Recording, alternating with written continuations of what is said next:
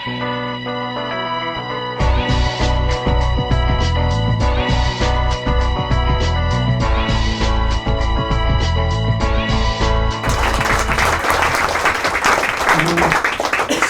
beaucoup de ce accueil chaleureux, merci beaucoup à Cécile surtout. En fait, on s'est rencontrés la première fois, non pas à Auburn, mais à Paris-Dauphine. Parce que j'étais professeur invité à Paris-Dauphine et c'est là donc, que j'ai trouvé la brillante Cécile qui est maintenant à la conquête de la France au nom de la liberté.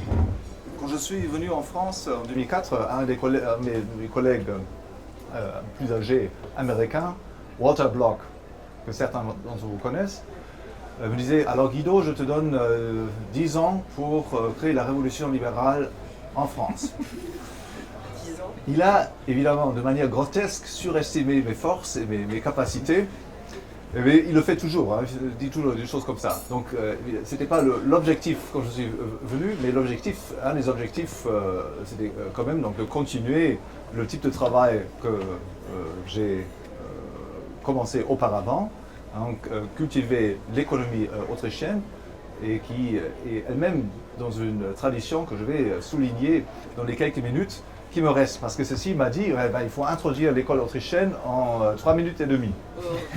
Et puis après de négociations assez tendues, elle m'a accordé 15 minutes. Et si vous ne vous endormez pas, j'aurai peut-être jusqu'à 20 minutes. Donc on va voir. Hein. Quand Antoine Clat commence à ronfler, il est temps que je termine.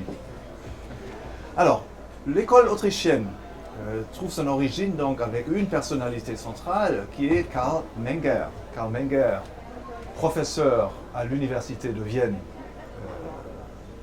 à la fin du 19e siècle, et qui publie en 1871 un livre avec le titre Principes d'économie politique, Grundsätze der Volkswirtschaftslehre. Et en fait, au moment de la publication, il n'était pas encore professeur. Il est devenu, parce que c'était, si vous voulez, une thèse d'habilitation à diriger de recherche. Donc, une fois que cette thèse a été validée, il a pu être nommé professeur à l'université. Et Karl Menger, dans cet ouvrage, se met à réformuler, à reviser les fondements de l'analyse économique, en particulier reviser les fondements de l'analyse des prix.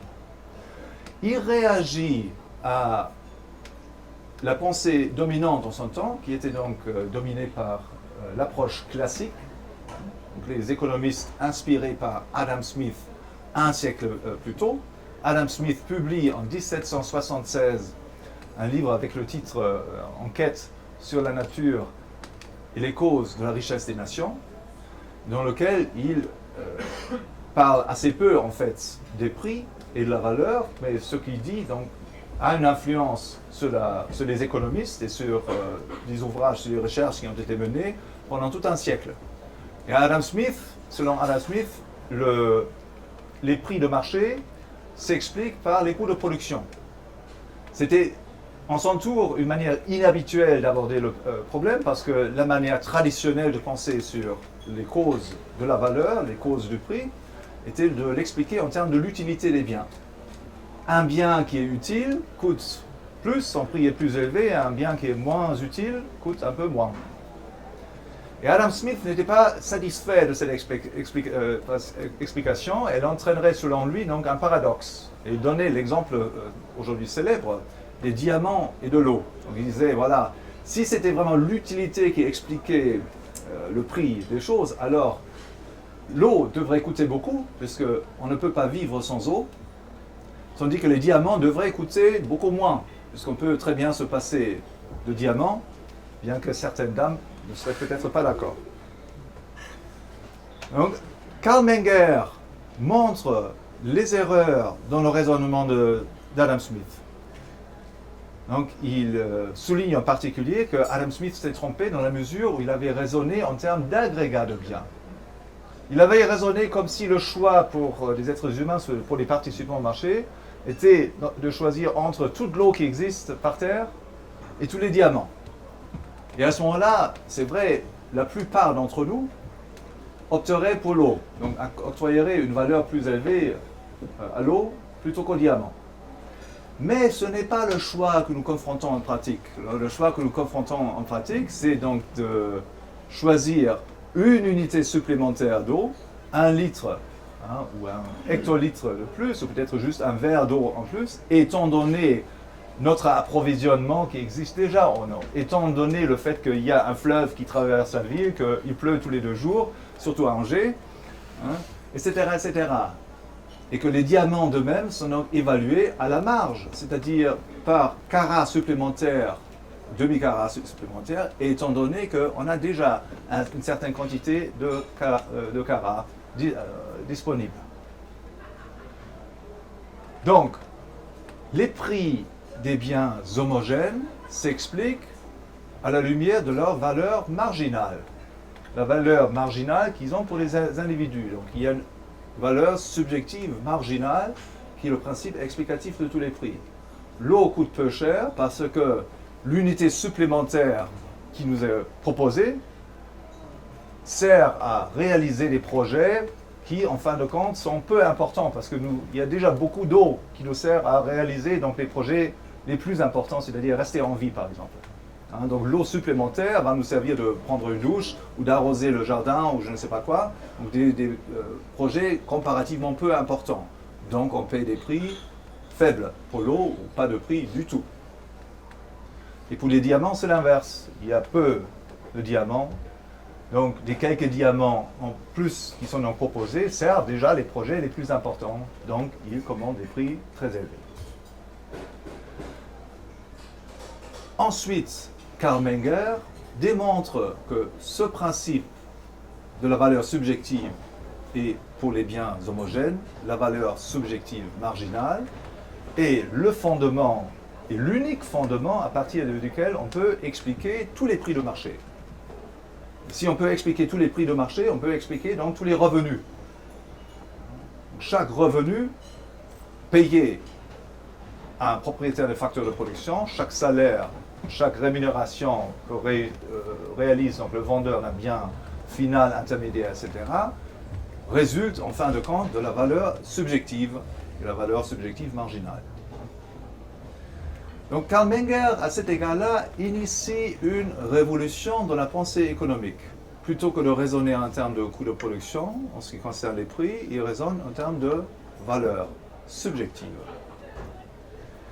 Et cette différence, qui était bien perçue au début, était soulignée par Carl Menger et ses élèves, a donc, dans un premier temps, mené à sous-estimer la continuité dans laquelle se trouvait cette école autrichienne.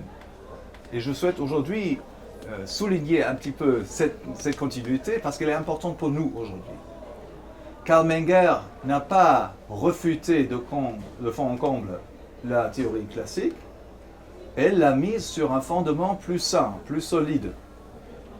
Il a réparé une des défaillances, une des faiblesses de la théorie laissée par Adam Smith. Mais il n'a pas rejeté la théorie d'Adam Smith dans sa totalité.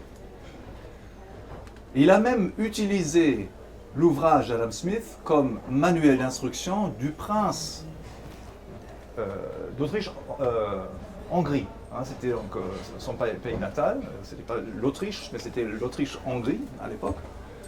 Et le dauphin avait donc plusieurs professeurs et son tuteur principal était Carl Menger. Son tuteur principal quand il avait 17-19 ans. Et sa mission était donc de lui apprendre l'histoire économique, les idées politiques, mais aussi l'économie politique. Et comme ouvrage de référence de cet enseignement qui a lieu donc bien après la publication de son propre ouvrage, qu'est-ce qu'il utilise? Il utilise l'ouvrage d'Adam Smith, Enquête sur la nature et les causes de la richesse des nations. Et ceci montre donc clairement l'importance que Carl Menger attache au message central d'Adam Smith. Que fait Adam Smith? Il fournit donc une science de la richesse globale. Et il se donc lui-même révolutionnaire, il innove en s'opposant à la pensée dominante de son temps, qui vaut d'être soulignée aujourd'hui parce qu'elle est à nouveau devenue la pensée dominante de notre temps. C'est la pensée que Adam Smith appelle la pensée mercantiliste. Selon les mercantilistes, le moteur de la croissance, le moteur de l'activité économique, est à voir dans les dépenses monétaires, surtout dans les dépenses monétaires pour les biens de consommation. Plus on dépense, plus grands sont les revenus des entreprises, donc plus les entreprises peuvent elles-mêmes dépenser, donc embaucher des gens, donc plus elles peuvent produire. Et clairement, c'est à nouveau l'idée chef qui domine donc la pensée économique dans notre temps. Nous l'appelons aujourd'hui le keynesianisme. Et le keynesianisme, c'est juste un mercantilisme rajeuni, avec une terminologie un peu différente. Mais les idées principales sont les mêmes. Donc, Karl Menger n'oppose pas les idées d'Adam Smith. Selon Adam Smith, les véritables causes de la richesse, c'est la frugalité, donc l'épargne, la division du travail et le libre-échange.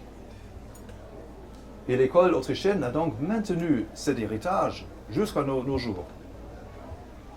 Et les disciples de Karl Menger, dont je vais parler maintenant, se sont insérés dans exactement cette même tradition.